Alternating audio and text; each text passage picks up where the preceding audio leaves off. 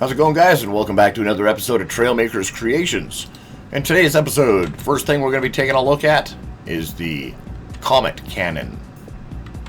I know, kind of a weird name, but it kind of fires a comet. I'm trying to think of some other kind of weapon system where it doesn't require an actual cannon, but we do have dynamite on there, so it explodes. We just hit number one, a magnet launches it, a gimbal lifts it up a little bit, and then detaches, and boom. What's cool about this cannon, we can reset it. You can fire it level like this, it'll fly out straight and actually go up a little bit and then drop down onto its target like this.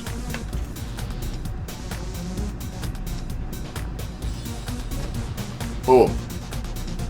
Kind of cool, right? I wish the magnet was a little more repulsive so you could push it, but yeah, it works pretty good. Looks like a comet, it's got a little tail. Got the mad scientist block on there with a fire pot, or fire pit. Yeah, just built that yesterday. Thought that was kind of a cool idea.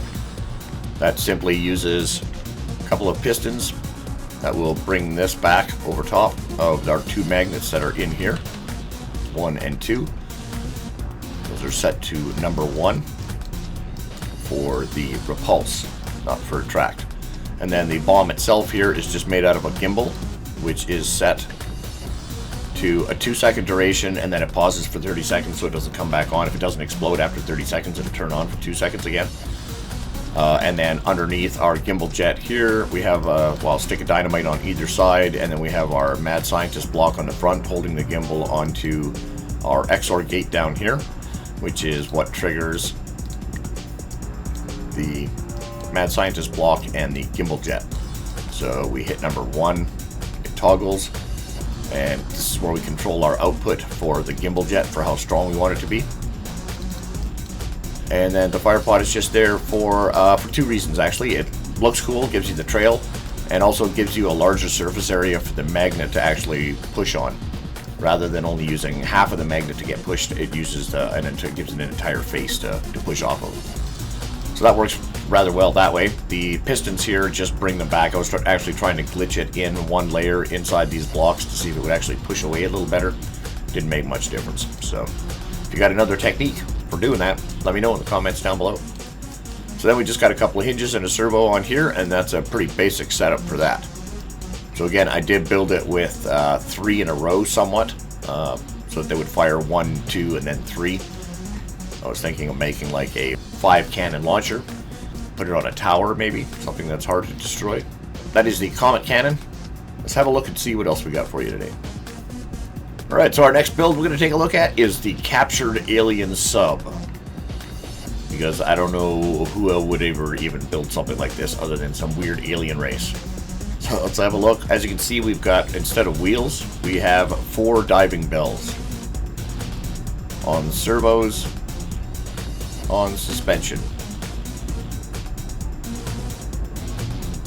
There's a lot of things glitched in and hidden in here. Let's jump in and have a look. You can see in the middle of there is also a hover pad, an upside down hover pad. Lots of cosmetic pieces on there as well. So let's just hop into any one of these. As you can see, it's actually a 4-seater. You can fit 4 people in here. Just hit F. There is no actual seat in the body itself. It's just the wheels that you ride in. So don't go into first-person camera perspective unless you want to make yourself throw up. So, spacebar. For our wheels, you can see our turning. We got 4-wheel turning, front and back. And yes, it is very much aquatic, seeing how it is a sub. It's designed for medium to shallow water, not super depths. Because when it gets into the water, it becomes offensive. So you can't really see any weapons on it, right? And you can see those 2 guns on the back facing each other. Not really a good setup for cannons, you'd think. As you can see, it drives underwater pretty good. It's got some propellers glitched into the back there. And the upside down hover pad is connected to that angle sensor in there, so that once we get onto a hill, we get a little bit of an angle, we get a little bit of push down on the ground and get some traction, because these diving bells aren't known for their grip. So let's say we need to get into an offensive situation where we need some firepower.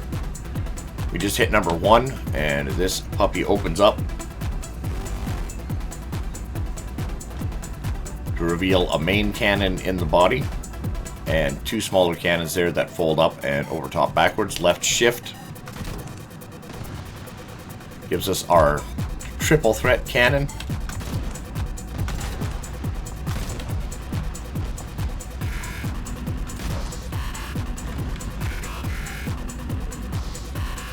And as you can see, everything folds up nice and compact. So let's have a look at that transform again. We can see the body comes apart in the middle and then spreads out.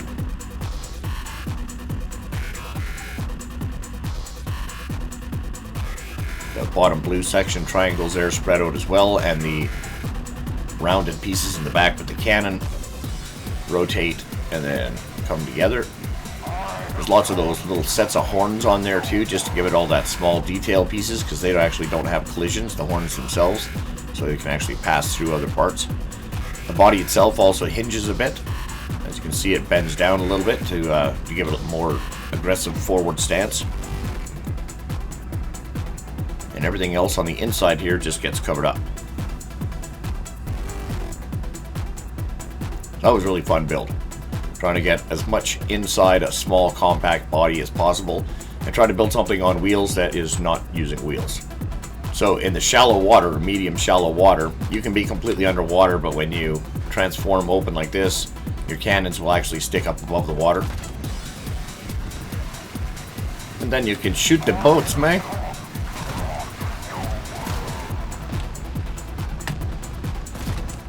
Boom, boom.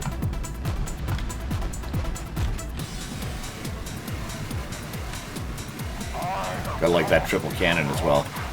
Focused to one shot, roughly. Does good damage. Alright, let's head out to the carrier, see what else we got for you. Alright, our final build of the video today is the Fang.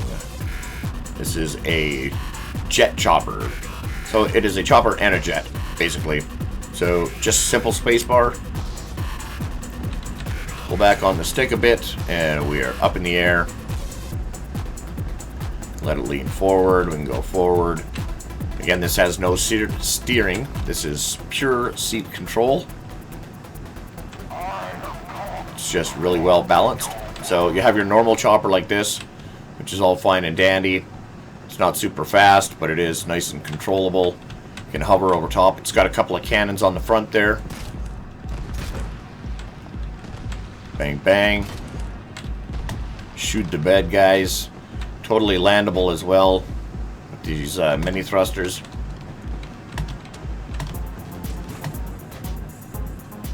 But the cool part is that you can take off and hit number 1, and it opens up and lots of other thrusters kick in. You can let go of the space bar completely, and now you just steer with WASD. You don't even need your propellers. And it'll do over 220 kilometers an hour. And again, we still have our cannons available to us. So we can use the spacebar for vertical lift, for more vertical lift if we wouldn't need to go up in the air more.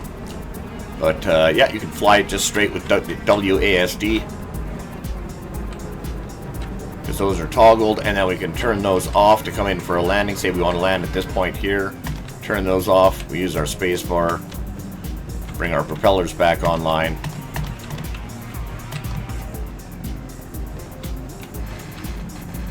And crash into the ground. That was actually pretty tough. Look at that. Didn't even lose any pieces. So that is the Fang. Let's go into build mode and see how that is put together.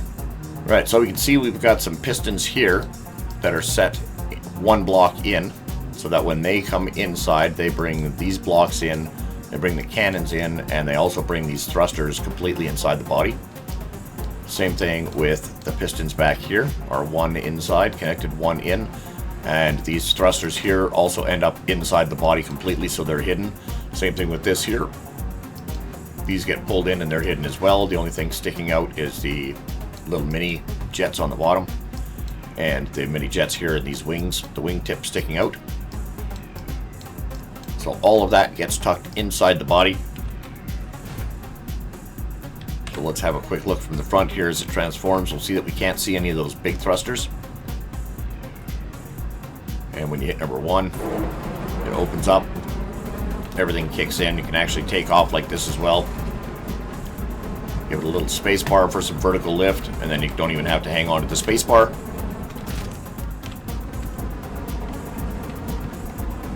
Gotta love building well-balanced choppers.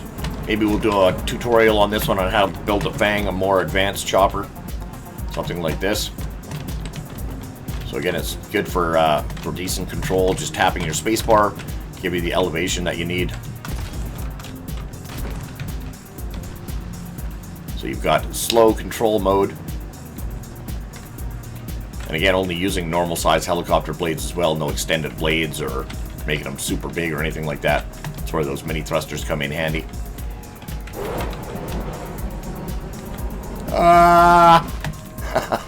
Wow. Oh, wow. Did you see that? Didn't even shatter at first. Oh, right. The new physics. See how that works? Breaks into pieces instead of just falling apart.